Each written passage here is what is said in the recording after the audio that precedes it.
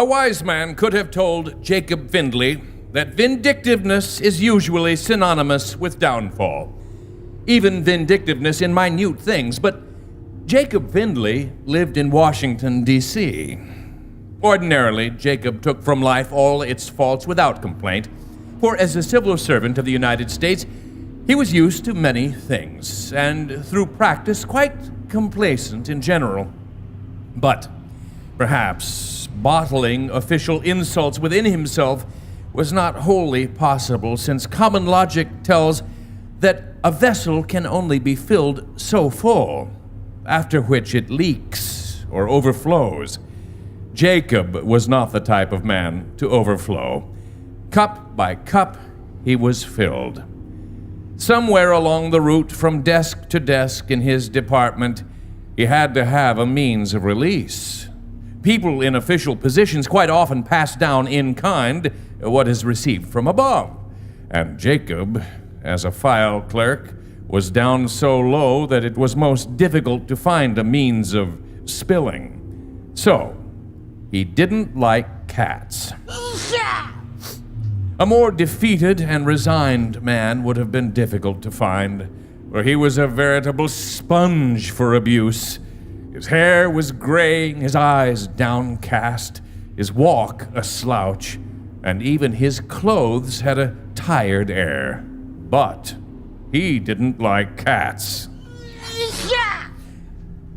He was not a vindictive nature. In most things he was patiently kind, Job-like, enduring. He often gave candy to little children, quite strangers to him. Well, it might be said that his generosity, more like offering of tribute in turn for immunity, it was still generosity. However, or perhaps therefore, he did not like cats. Tonight he was in an average mood. The day had been tedious, monotonous, wearying, and tonight he was on his way to attend a church supper, which, because he would be, as usual, forgotten in the midst of many, would be tedious, monotonous, and wearying. Clad in a shiny tuxedo, topped by a rusty derby, swinging his cane in half-hearted imitation of his office chief at the State Department, he walked patiently up 16th Street toward the Lutheran Church, pausing obediently at all the lights, absence of cars notwithstanding on the lettered streets.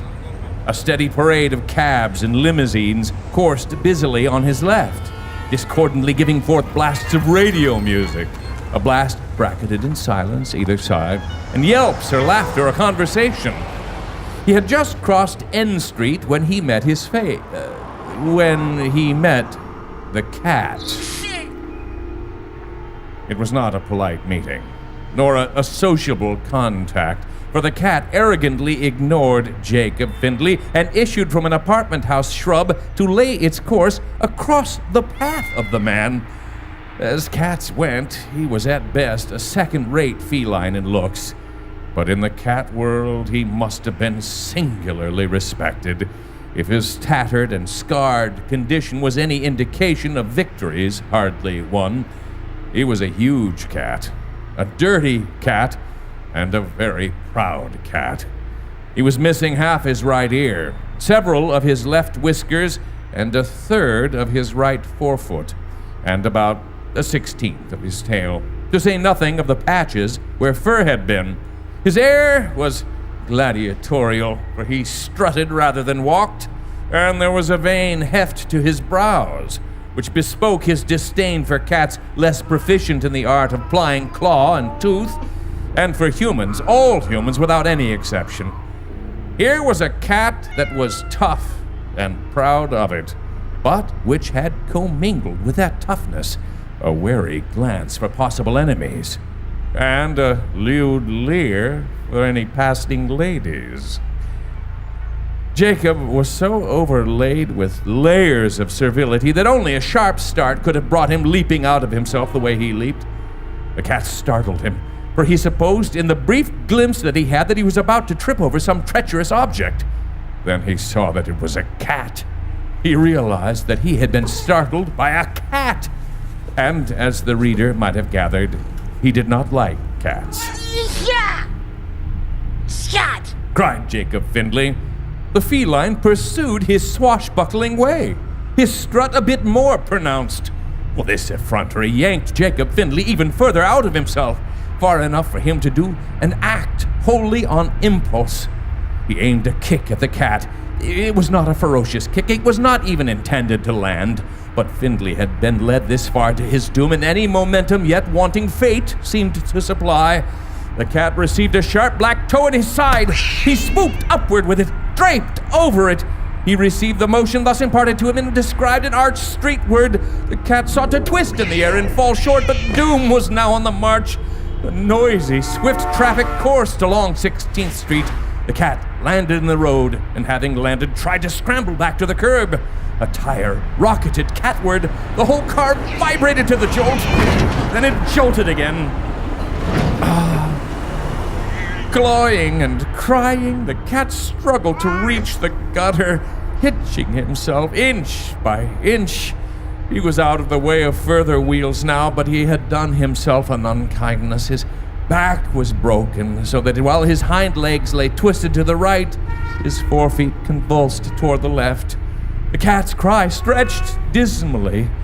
Jacob Findley was confused. He was shamed. The agony of the animal reached him and made him shudder and sweat. Having just committed the most violent act of his life, he felt ill.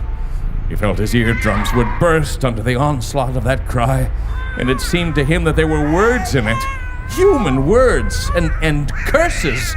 Gradually the wail changed and faded, and then it was as if the cat had truly found in his death throes a human voice. But there were no words, only agony.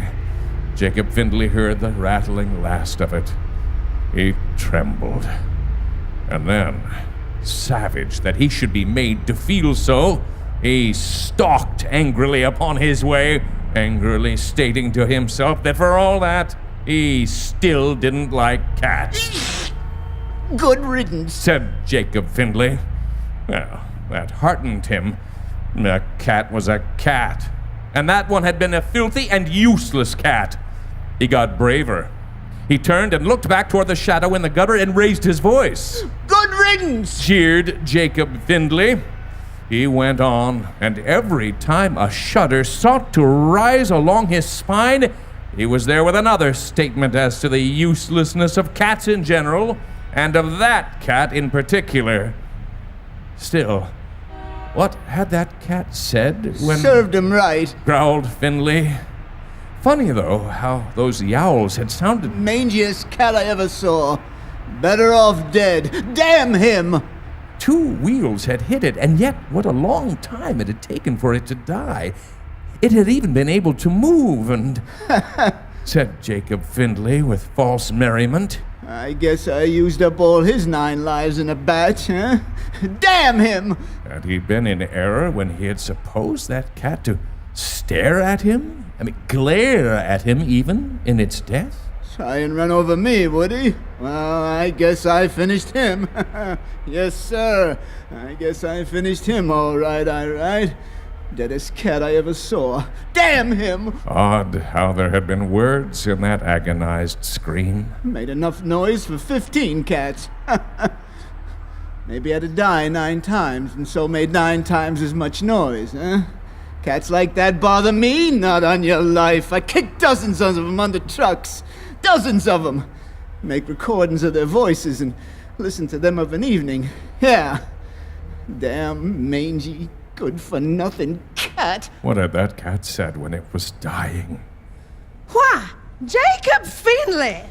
Whatever are you muttering about? Jacob nearly leaped from his cracked shoes, shying away from the voice. With foolish relief, he saw that it was Bessie Green who spoke, and that he had come into the church hall without realizing it. In fact, he had even checked his hat and cane and stood now at the entrance to the lower room, which was being used for the supper dance. However, had he gotten this far without knowing it? His confusion was nearly eliminated by the realization that Bessie Green was smiling at him and chattering on in a merry fashion. Oh, this was an oddity, indeed, for while she had never snubbed him, she had never paid him any attention either. She was a secretary to an official in the Interior Department, employed more because of efficiency than beauty. She was climbing up toward retirement age, and her forthcoming pension had been a target for much amorous attention. She had a fault of wearing too much makeup, poorly applied, and a head of spectacularly lacquered hair. Jacob's astonishment at her attention was born from the knowledge that she had been receiving for a long time the attention of one Mr. Krantz, a guard at the Department of Commerce. And I think it is wicked. Terribly, terribly wicked. There are so few men in Washington as it is. And then this silly draft sweeps away those who are here. But Joe said that it was his duty with his country, and so he left. A dear, dear boy, Jacob. But I don't think I shall ever forgive him. The country must be served, Said Jacob, having overheard that phrase this day. Ah, yes. The country must be served. And here we poor lonely women must also stand back with bowed heads and submit.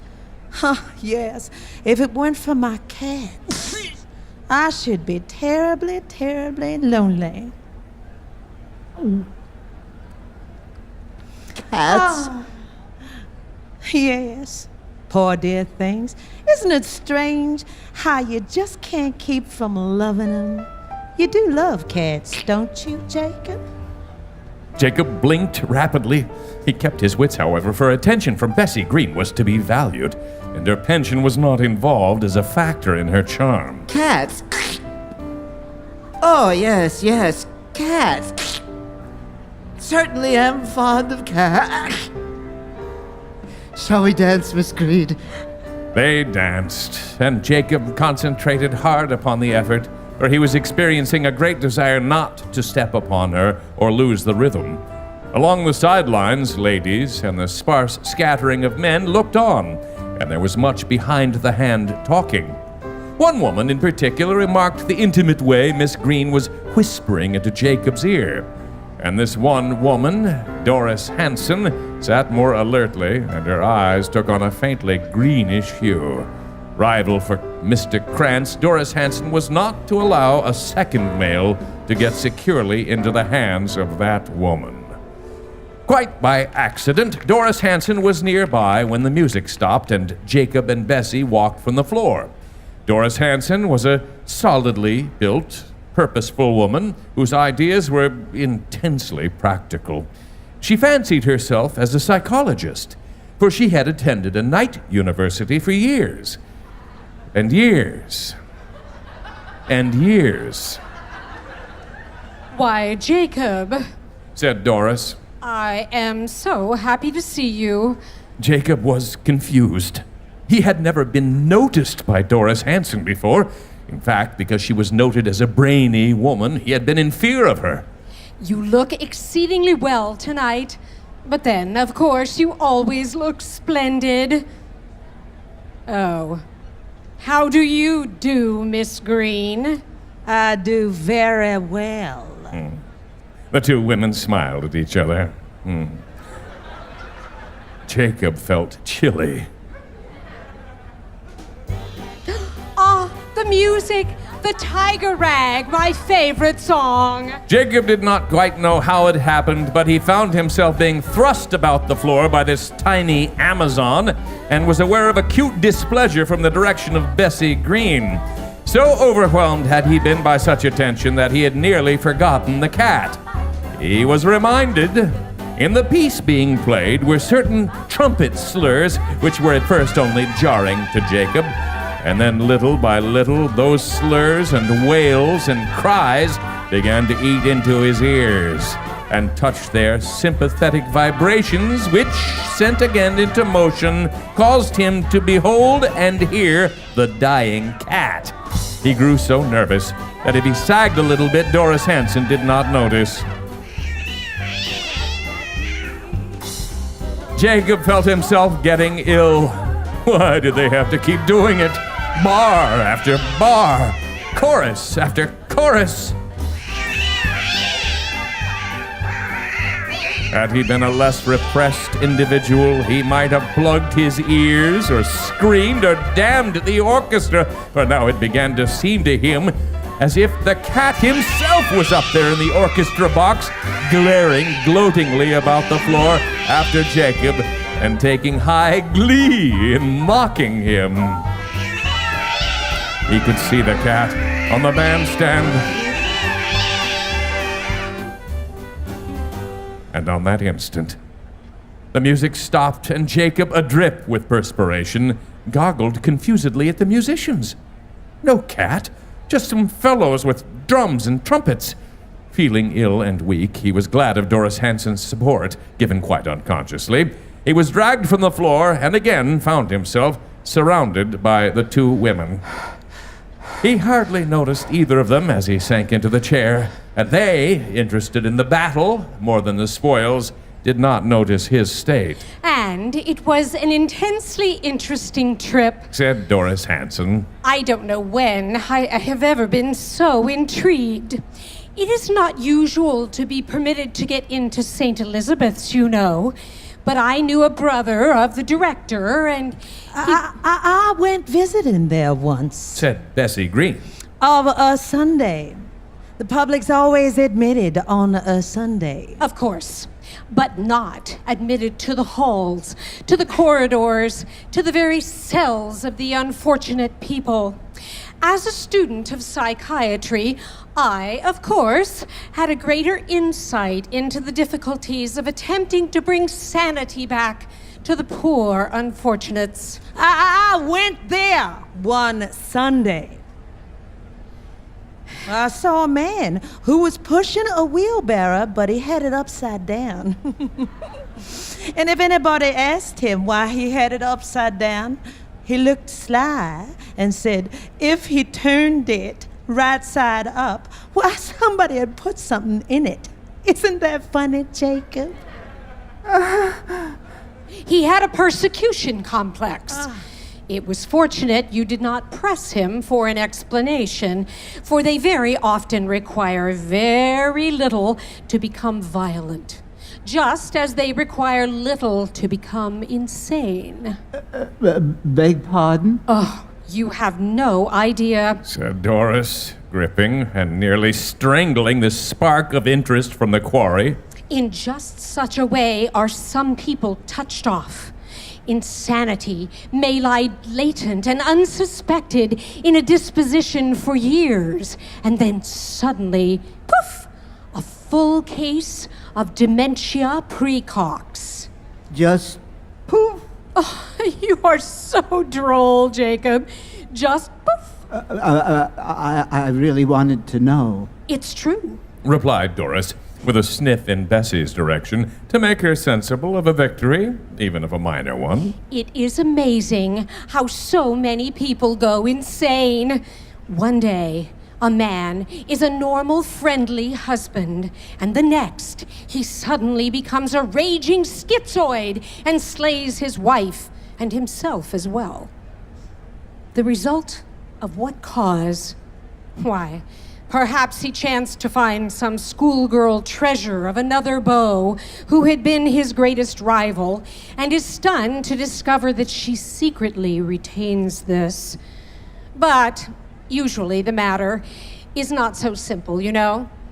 Next to nothing may happen, jarring awake some sleeping monstrosity in a man's complex mental machinery and turning him from a sane person to a mentally sick individual. It is wholly impossible to say when a man is sane, for scarce one of us is normal. You mean it might happen to any of us? Of course. One moment, we are seated here, behaving normally. And the next, some tiny thing, a certain voice, a certain combination of thoughts, may throw out the balance wheel of our intellects, and we become potential inmates for asylums the rest of our lives. No, not one of us knows when the world will cease to be a normal, ordinary place. You know, No one ever knows when he goes insane. He supposes it is the world altering, not himself. Rooms become peopled with strange shapes and beings. Sounds distort themselves into awful cries, and poof, we are judged insane. Poof, said Jacob. Feeling weak and ill, Bessie smiled acidly sweet upon Doris. Of course, that is the tenet of modern science. But there are yet other explanations, you know. She gave Jacob a comforting look. Other? I'm not aware of mumbo jumbo. Not mumbo jumbo. I happen to be a very advanced student of spiritualism. And it is quite likely that insane people see and hear beings and actualities which are more than the twisted ideas of deranged intellects. If one cares to extend his study beyond mere conceptions, he can swiftly realize the immense probability and possibility of such. Belief in evil spirits is too persistent in the history of man to be easily discounted. And it is my belief that our insane asylums house many who are, to be blunt, too psychic. Too psychic? Why, yes. They see and perceive things which are beyond the sight and perception of the ordinary crass intellect, and so are judged, or rather misjudged, by their fellow humans. Ghosts, angry spirits, avenging demons. It is wholly probable that these things exist in truth. Exist? Wholly possible. Under this onslaught, calculated to attack and discredit her by doing that to her beliefs, Doris remained wholly aloof, as though such things were completely ridiculous and beneath any natural consideration. Then things can haunt people? Naturally. And I have no doubt at all that Minnie is the murderer who has been driven to the grave by the avenging spirit of his victim.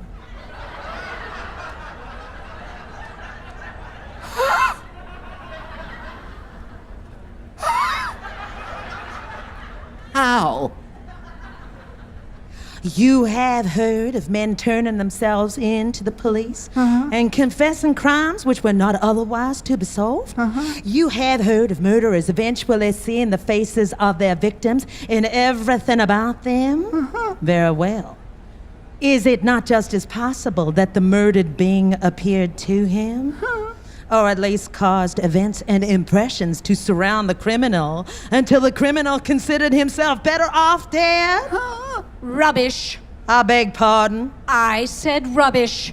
The words of our most learned doctors put everything you say back into the dark ages.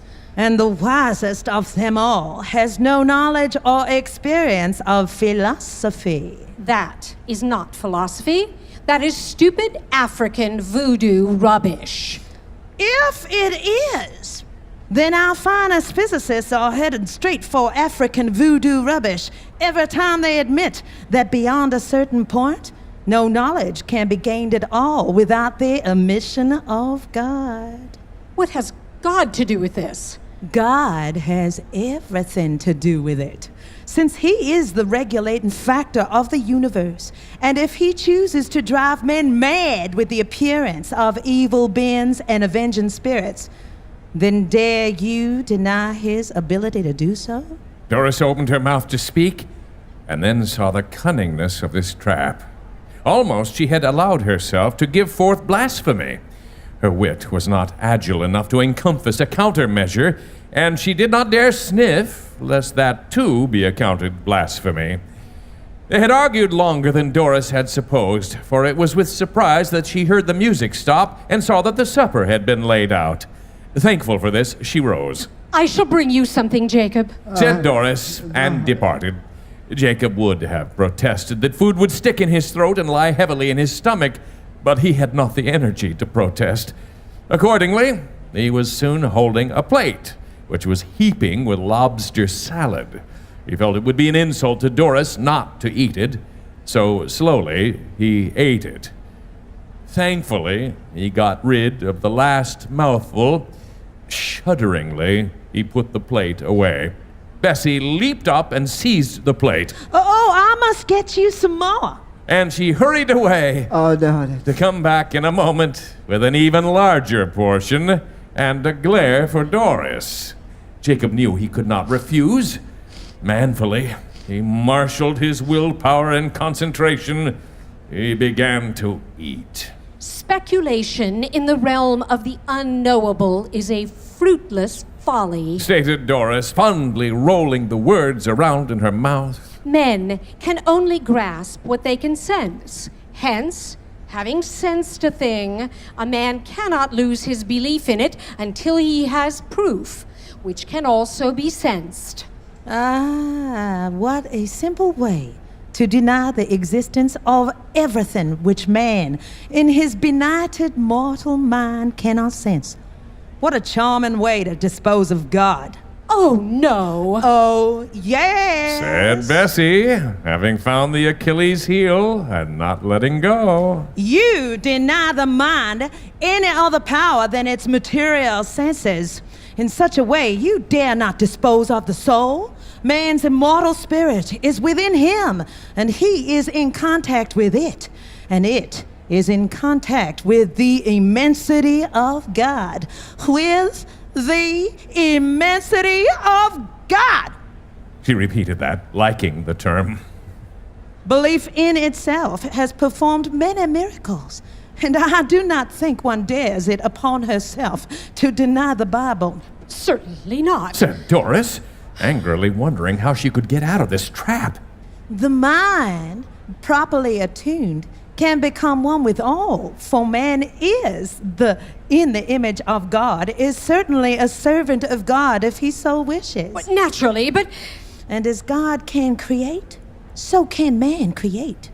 There are miracles, and miracles to prove it, even modern miracles. Faith is belief, and if a man can't believe anything enough, then certainly that thing becomes an actuality. But the mind of man, becoming attuned to the all, is, of course, endowed with some of the power of God. For example, if a man desires a thing enough, then that thing is his. In a sense, he has created that thing, and his desire for it has altered or shaped it to its liking. A man can create out of his own belief, just as God can create. For man is one with the universe, and the universe is God. And belief intense enough creates actuality. She smiled sweetly upon Jacob, who had now manfully managed the second plate. Would you have some dessert? Jacob was too dazed to protest, physically and mentally slugged into resistlessness. He was trying to rally, but rally he could not, since it weighed upon him that he would somehow have to eat the dessert as well. Bessie came back and placed it before him. Exerting all the last dregs of determination, he sat up, raised the spoon to attack the ice cream, and then shuddered. A cookie lay there, a cookie which was cut in the shape of a cat. And even as he looked, the cookie seemed to grin at him. Said Jacob, and quietly collapsed.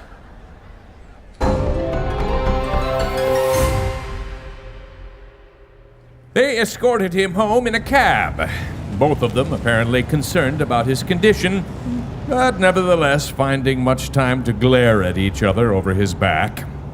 Under other circumstances, Jacob might have been flattered into near expansiveness, but now he was brought to such depths of misery, both physical and mental, that he scarcely heeded their solicitousness. Of course, neither of them had said a thing about the cat, and he certainly could not tell them, but now Bessie, to soothe him, began to rub in the salt. You will simply have to come and see my cat sometime. She was saying, as the cab rolled to a halt before Jacob's door. They are so sweet and so cute. Cats are nearly human, don't you think, Jacob?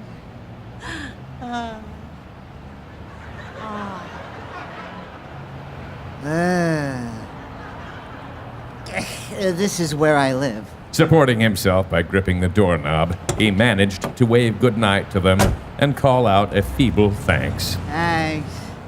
At the bottom of the steps, they both turned and nodded and went their separate ways. Said a night prowler. In the gloom, Jacob let himself into the house and dashed up the steps so fast that he was in his room with the door closed and bolted before the animal had finished the final syllable. You are being foolish. You are being very silly. It is not true what Bessie said about evil beings. It is not true that animals have souls. It is not true that a cat could arrange a series of events after it was dead and so drive me to something desperate. What do I care about a mangy, filthy, decrepit, stupid, useless cat? Bessie was being silly. The world was a wholly rational place. Doris had the right idea. She couldn't be shaken by superstitious nonsense. No, sir. Doris had good, sound, practical ideas. Scientific. That's what it was. Scientific. People didn't go crazy because they saw ghosts and evil beings. People went crazy because they were obsessed with an idea or something. The mind didn't create anything either. It was just a mind, a delicate instrument which could be thrown out of adjustment by some shock. From the backyard came a cry. Jacob leaped up and wrestled the window down.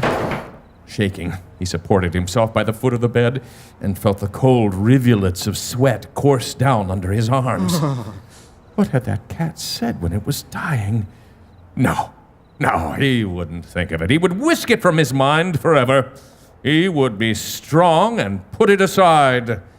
He crawled into bed in the darkness and pulled the covers up to his chin.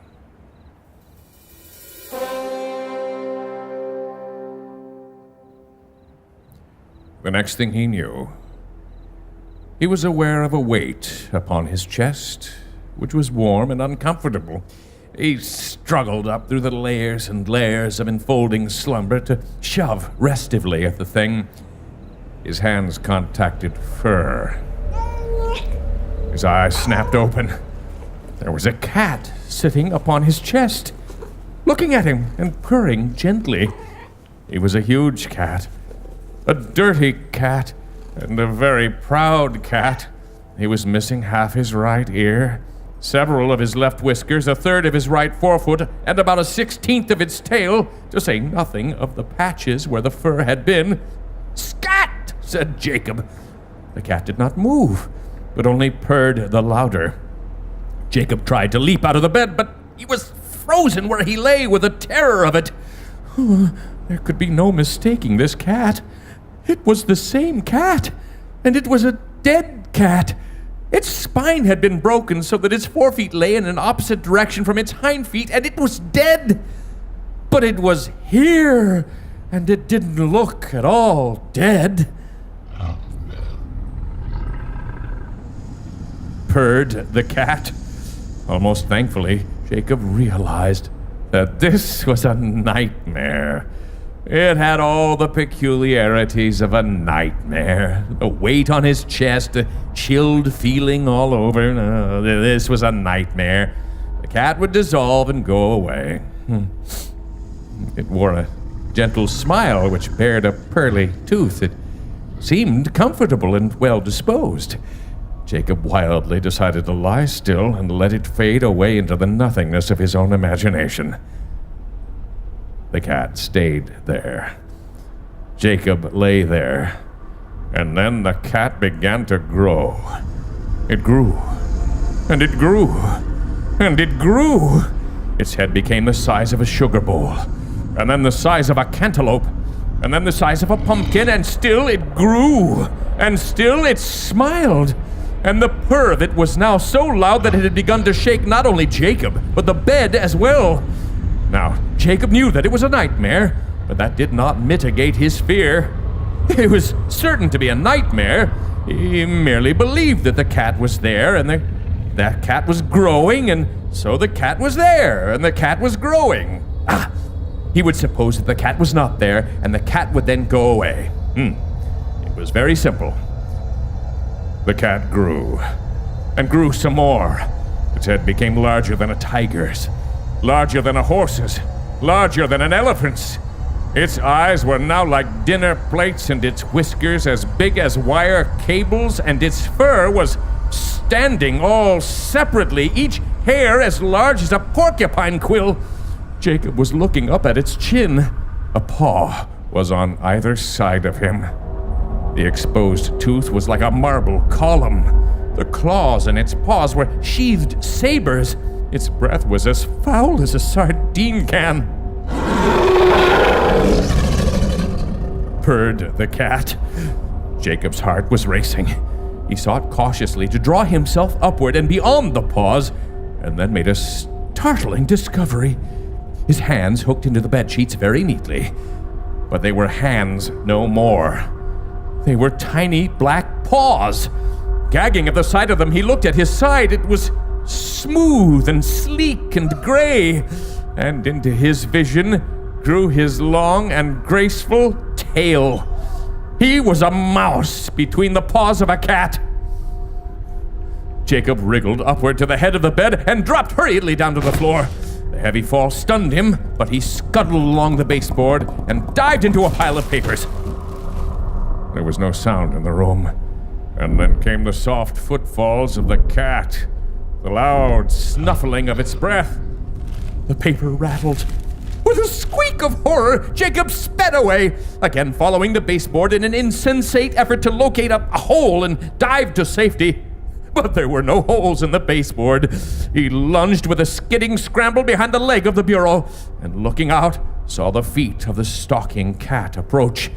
Madly, Jacob gripped the scarf of the bureau, his leap successful. He scurried behind a stack of books, and there crouched with fluttering heart and burning lungs. The bureau rocked. He was staring straight up with those huge eyes. With one bat of its paw, the cat sent him hurtling out into the center of the room, and then leaped after him, to plant abruptly a paw on either side of him. Jacob trembled. He looked up at the acre of fur chest. He looked higher to the great green orbs, which were now dilating and contracting with pleasure. The cat's tail made loud sounds as it swished and lashed back and forth. Jacob played dead. He lay, and he shivered, and he played dead. After a little while, the cat arose and became interested in washing its face. Jacob hearkened to the rasp of tongue on fur and finally opened his eyes. A great cavern appeared in the cat's face as it yawned. The fences of teeth gleamed. The cat sighed and wandered away to inspect something interesting. Now was his chance. He could make a dash for the crack under the door and get out. He gathered himself. He leaped away. He sped like the wind toward the crack in the door. It got bigger and bigger. He was almost there. He had... Ow! With a moan, Jacob rolled to his feet in the center of the room. His side was bleeding and bruised. His beautiful gray fur was plastered flat with blood. And the cat lay down with a paw on either side of him. It batted him to the right paw, and then batted him back to the left. The saber claws drew and sheathed in sensuous delight. Back to the left paw, then to the right paw. Dazed and aching, Jacob fainted. After a while, he came around. He looked for the cat and could find no trace of it. Jacob was lying there battered and bloody in the center of the room, and the cat was gone. He opened the other eye. He studied the chairs. He viewed even the window ledge. Why, the cat had vanished. Jacob gathered his long black tail about himself and crouched there, studying the exits. That crack under the door still looked good. But he was so broken up inside he couldn't make much speed. He leaped up and raced for it. Freedom. Liberty. He was almost there. It grew bigger and bigger. His nose could feel the rush of cold air. Bow! The cat had leaped down from the bed to knock him tumbling. And now the cat gathered him up in its sharp teeth and carried him back to the center of the room. Right paw to left paw, let him run a few inches, snatch him back. If he lay still for a moment, he was stirred into agonized life by the teeth, and if he ran, he was knocked back by the paws. Gasping, a mass of pain, slit and slashed and broken, dripping with the thick glue of the cat's saliva, Jacob knew that he was nearly done. He looked across the cobbly expanse of the carpet. He looked about the immensity of his room, heartbroken, too weary now to move. He knew his end was near. The cat growled, angry that so little life was left in him. A mighty set of claws scraped him and took the skin from his left side. Teeth worried him. And then once again, the cat apparently decided that he was dead. The cat got up and strolled away. It became interested in boxing the tassel which hung from the lamp. It knocked a matchbox across the room and scurried after it. Jacob hitched himself toward the crack under the door. If only he could get there. If only his broken legs would support him long enough. If only the cat would completely forget him for the seconds necessary for him to bridge this distance. He halved the width. He quartered it. In agony which sent waves of nausea over him, he made his broken legs support him, though now the right one showed its shattered bone. Just feet to go, and then less distance, and less. The cold air there began to revive him. He was going to make it, for the cat was too far away. He was going to make it. He was going to make it! Bow! The cat knocked him back into the center of the room. Heart and body broken, Jacob lay still. The claws raked him, the teeth punctured him. He lay still. With a bored sigh, the cat opened its mouth and took in his head. There was a crunch. There was another crunch.